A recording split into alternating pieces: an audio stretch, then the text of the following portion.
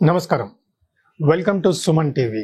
Federal reserve interest rate తగ్గించడానికి కొంత సమయం చూస్తూ అన్ఎంప్లాయ్మెంట్ రేట్ ఎలా ఉంటుంది చూశాక డెసిషన్ తీసుకుందామన్నట్టుగా పోస్ట్పోన్ చేయడం జరిగింది. ఇన్ఫ్లేషన్ తగ్గుతున్నా అన్ఎంప్లాయ్మెంట్ రేటు పెరగడంతో దీనికి తోడు జాపనీస్ ఇంట్రెస్ట్ రేట్ పెంచడం ప్రపంచంలో స్టాక్ మార్కెట్లో అంత సెల్ ఆఫ్ స్టార్ట్ అయిపోయింది. దీనివల్ల యుఎస్ మార్కెట్లోనే సెల్లింగ్ కాకుండా ఇండియన్ మార్కెట్లో కూడా సెల్లింగ్ స్టార్ట్ అయింది. Silver is a very speculative metal, మనకి తెలిసిందే. ఎనీ నెగటివిటీ, ఎనీ రియాక్షన్ సిల్వర్లో హ్యూజ్గా ఉండడం మనం చూస్తూ ఉన్నాం. దానివల్ల సిల్వర్ దాదాపుగా ఇండియన్ మార్కెట్లో 4,000 to 5,000 రూపీస్ పర్ కేజీ తగ్గడం మనం చూస్తున్నాం. ఇక్కడ సరి అయిన బాటమ్స్ కనబడుతున్నాయి. ఈ లెవెల్లో కూడా మనం అక్యుములేట్ చేసుకునే ఆపర్చునిటీ మాత్రం సిల్వర్లో కనపడుతుంది. బట్ గోల్డ్లో అంత సీరియస్ రియాక్షన్ లేదు. ఎంత ప్యానిక్ వచ్చినా, ఎంత సెల్లింగ్ వచ్చినా గోల్డ్లో మాత్రం సీరియస్ సెల్లింగ్ అనేది కనబడట్లేదు. దీనికి గల కారణం ఏంటంటే వరల్డ్ వైడ్ గోల్డ్ రిజర్వ్స్ పెంచుకోవడం, ప్రతి ఎకానమీలో గోల్డ్ రిజర్వ్స్ పెంచడం. రెండోది, ఫెడరల్ రిజర్వ్ దగ్గర ఒకటే ఒక వెపన్ కరెంట్గా ఉంది, అది ఇంట్రెస్ట్ రేట్ తగ్గించడం. ఈ ఇంట్రెస్ట్ రేట్ తగ్గిస్తే గోల్డ్ ధరలు మరింత పెరిగే అవకాశం ఉంది. సో ఒక సైడ్ ఇంట్రెస్ట్ రేట్ తగ్గిస్తారన్న హోప్, ఇంకొక సైడ్ గోల్డ్ ప్రైజెస్ కూడా పెరిగే అవకాశం ఉన్నదన్న ఒక అండర్స్టాండింగ్, ఎక్స్పెక్టేషన్తోని గోల్డ్ ప్రైజెస్ మెయింటైన్ చేయడం మనం చూస్తున్నాం. సో గోల్డ్ అండ్ సిల్వర్లో గోల్డ్లో తక్కువ రియాక్షన్ వచ్చింది, బట్ సిల్వర్లో కొంచెం ఎక్కువ రియాక్షన్ నిన్న రావడం చూసాం. బట్ ఎస్టర్డే ఫెడరల్ ప్రెసిడెంట్ ఒక స్పీచ్ ఇవ్వడం జరిగింది. అందులో Japanese market middle east issues వలన మేజర్గా రియాక్షన్ అవ్వడం జరుగుతుంది. Not because of unemployment rate అంత అలార్మింగ్ సిచ్యువేషన్ లేదు అనుకుంటా చెప్పడం జరిగింది. దాంతో ఇండియన్ స్టాక్ మార్కెట్లో కూడా ఒక స్టెబిలిటీ రావడం చూస్తున్నాం. దీనికి తోడు మన సిల్వర్లో కూడా స్టెబిలిటీ, గోల్డ్లో కూడా స్ట్రెంగ్త్ రావడం చూస్తున్నాం. మనం ఆల్రెడీ ఎవ్రీ డిప్లో గోల్డ్ని పికప్ చేసుకోవడం, ఈటీఎఫ్ ఆర్ మ్యూచువల్ ఫండ్స్లో కూడా ఇన్వెస్ట్ చేసుకోవడం అనేది డిస్కస్ చేయడం జరిగింది. అదేవిధంగా ఈ బాటమ్ అవుట్ ఫార్మేషన్, ఈ అనౌన్స్మెంట్తోని బాటమ్ అవుట్ ఫార్మేషన్ వచ్చే అవకాశం ఉంది. హవెవర్ ఎనీ డిప్ మనకు అగైన్ గోల్డ్లో బయింగ్ ఆపర్చునిటీగా మనం చూడాలి. ఎందుకంటే జాపనీస్ది ఏదైతే ఇంట్రెస్ట్ రేట్ పెంచారో వరల్డ్ వైడ్ 17 years తర్వాత ఇంట్రెస్ట్ రేట్ పెంచడం జరిగింది. ఇప్పటి వరకు జాపనీస్ ఇంట్రెస్ట్ రేట్ 0% ఉండింది. So world wide funds Japanese నుంచి తీసుకొని ప్రపంచంలో అన్ని అసెట్స్లో ఇన్వెస్ట్ చేయడం జరిగింది. ఇప్పుడు అసెట్స్ని లిక్విడేట్ చేసుకుంటూ జాపన్కి మనకు ఆ ఒక ఫండ్స్ని రిటర్న్ చేయడం జరుగుతుంది. కాబట్టి ఎన్లో ప్రైస్ పెరగడం జరిగింది, డాలర్ ప్రైస్ కొంచెం తగ్గడం జరిగింది. దీనికి తోడు మన డాలర్ రూపీ కూడా మీరు గమనించుంటే 83.80, 83.70 ఉన్నది, దాదాపు 84 పైన నిన్న క్రాస్ అవడం జరిగింది. సో ఇవన్నీ పరిణామాలు చూస్తుంటే డాలర్ పెరిగితే, ఇండియన్ రూపీ డాలర్ రేట్ పెరిగితే మనకు గోల్డ్ ప్రైస్ ఆటోమేటిక్గా పెరిగే అవకాశం ఉంది. ఒక సైడ్ ఇంటర్నేషనల్ గోల్డ్ ప్రైస్ పడ్డా డాలర్ పెరుగుతుంది కాబట్టి ఇండియాలో ఆటోమేటిక్గా మన గోల్డ్ ప్రైస్ మెయింటైన్ చేసే అవకాశం ఉంది. సో దీనివల్ల అన్ని విధాలుగా చూస్తే మాత్రం గోల్డ్ ప్రైస్ ఏదైతే మనకు దాదాపుగా 6 to 8% కరెక్షన్ వచ్చిందో లాస్ట్ 1 monthలో, it's going to be a good opportunity and it's going to maintain there. And మేజర్గా హ్యూజ్ వాలటిలిటీ గోల్డ్లో కనిపించే అవకాశం లేదు.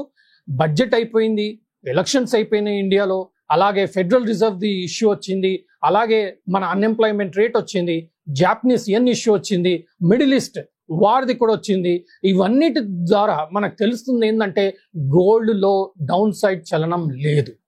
సో దీనికి కావాల్సింది ఏంటి? ధైర్యం. మనం ధైర్యంగా ప్రతి డిప్లో గోల్డ్ని అక్యుములేట్ చేసుకుంటే మన compounding return 9.3, 9.4% compounding return last 40 yearsలో చూసాం. అది కంటిన్యూ చేసే అవకాశం మాత్రం కనబడుతుంది. దాదాపుగా ఫెడరల్ రిజర్వ్ సెప్టెంబర్ మిడిల్లో ఎప్పుడైతే అగైన్ 6 weeksకి ఒక మీటింగ్ ఉంటుందో ఆ మీటింగ్లో మోస్ట్ ప్రాబబ్లీ 99% ఇంట్రెస్ట్ రేట్ తగ్గించే అవకాశం మాత్రమే ఫెడరల్ రిజర్వ్లో కనపడుతుంది. దీనివల్ల ఆటోమేటిక్ గా గోల్డ్ ప్రైజెస్ పెరిగే అవకాశమే ఉంది కానీ తగ్గే అవకాశం లేదు. దీనికి తోడు సిల్వర్ కూడా గోల్డ్ తరానే పెరిగే అవకాశం మాత్రం కనబడుతుంది. ఇండియాలో marriage season, festivals are starting. So gold prices downside chances అనేది చాలా తక్కువ కనపడుతుంది. సో మనకు ఎక్స్పెక్టేషన్స్ మాత్రం హయ్యర్ సైడ్ ఉండడం చేత మనకు ఇది ఒక పర్టికులర్ జోన్ ఏదైతే ఫార్మేషన్ వస్తుందో నెక్స్ట్ 1 వీక్ 10 days లో ఒక క్లారిటీ, ఒక రేంజ్ అనేది ఎస్టాబ్లిష్ చేసుకున్నాక మళ్ళా స్ట్రెంగ్తన్ అయ్యే అవకాశాలు మాత్రం గోల్డ్, సిల్వర్ లో కనబడుతుంది. కాబట్టి gold is going to be really gold, it's going to be super strong gold అన్నట్టుగా చార్ట్స్ ఇండికేట్ చేస్తున్నాయి. అండ్ సిచ్యువేషనల్ గా కూడా మనకు గోల్డ్ మెయింటైన్ చేసే అవకాశం మాత్రమే మనకు కనబడతా ఉంది. దీనికి తోడు less weight gold, 14 carat gold, 18 carat gold, 22 carat gold, ఎన్నో వెరైటీస్ ఆఫ్ గోల్డ్ అన్ని బడ్జెట్ వారికి ఉపయోగపడేలా డిఫరెంట్ కేటగిరీస్ లో గోల్డ్ కూడా సర్వ్ చేయడం జరుగుతుంది.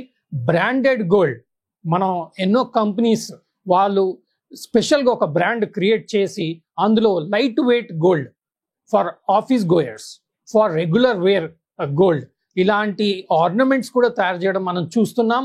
మన బడ్జెట్ తగ్గుతుంది, అట్ ద సేమ్ టైం మనకు గోల్డ్ ప్రైస్ కూడా తగ్గుతూ ఉంది. కాబట్టి గోల్డ్ పర్చేజ్ కి మనకు చాలా అనుకూలంగానే కరెక్ట్ గా కనపడుతుంది.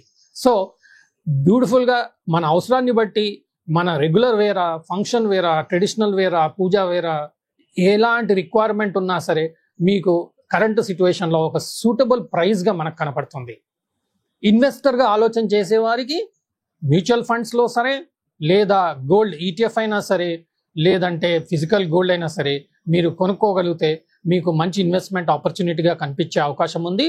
బట్ గోల్డ్ బిస్కెట్ లో మాత్రం మనకు లాస్ వచ్చే అవకాశం ఉంది.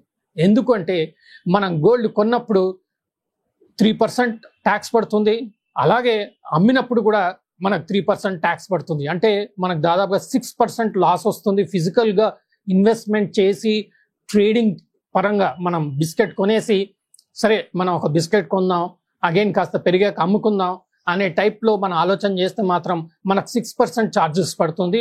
అలాగే మళ్ళా ప్రాఫిట్ మీద కూడా ట్యాక్స్ పడే అవకాశం ఉంటుంది. కాబట్టి ఫిజికల్ గా గోల్డ్ కొని అమ్మాలన్న ఇన్వెస్టర్ యాటిట్యూడ్ మాత్రం మానాలి.